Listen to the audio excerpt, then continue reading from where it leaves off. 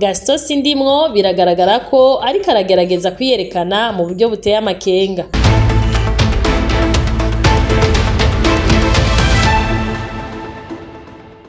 Ikinyamakuru c'abene igihugu Isomo caregereye abantu bakuze b'incabwenge ndetse n'abaciye amabanga hambaye y'igihugu. Hari abamwagiriza ko ashobora kuba ahembwa n'u Rwanda kugira avugire inyungu zarwo mu Barundi. Hari abasaba ko yobazwa maze bakamusaba insiguro yimbitse kugira abarundi bamenye neza ico ashaka gushikako. Ivyo yavuze biratanga iciyumviro c'uko ashobora kuba ariko arondera kumenyekana cane, mbere bamwe bakabona ko ahindura imigambwe nk'uhindura ibutura opportuniste, akurikira aho inyungu ziwe ziri aho gukurikira ukuri n'ingingo ngenderwako. Hari kandi ababona ko uburyo yitwara bushobora guterwa n'inyungu z'amafaranga ku buryo vyoshika kirengagiza ukuri kugira kingire ahava, aho naho nta handi ni mu Rwanda. Ivyo bigatuma ashika naho yivuguruza akavuga ibintu bitajanye n'ivyegeranyo vy'abahinga mpuzamakungu bakoresheje ubuhinga buhanitse mu gutohoza amarorerwa n'amabi igisoda c'u Rwanda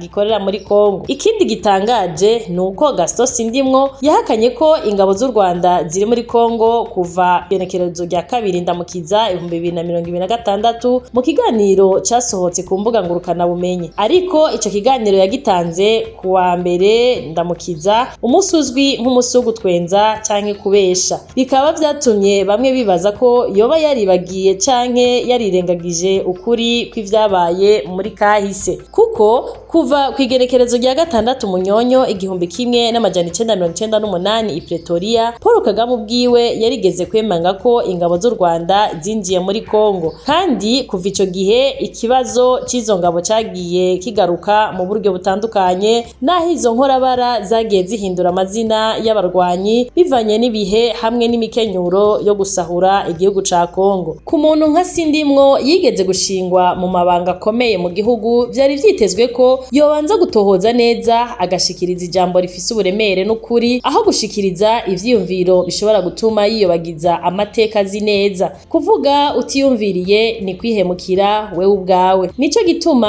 hari ababona ko yategerezwa gusubira kwitaho cane ivyo avuga, akirinda kuvanga ivyiyumviro n'inyungu ziwe kugira aguma afatwa nk'umunyepolitike afise icubahiro n'ijambo ryumvikana mu Barundi. Naye ahandi abarundi ubu bamufata nk'umuswaganye.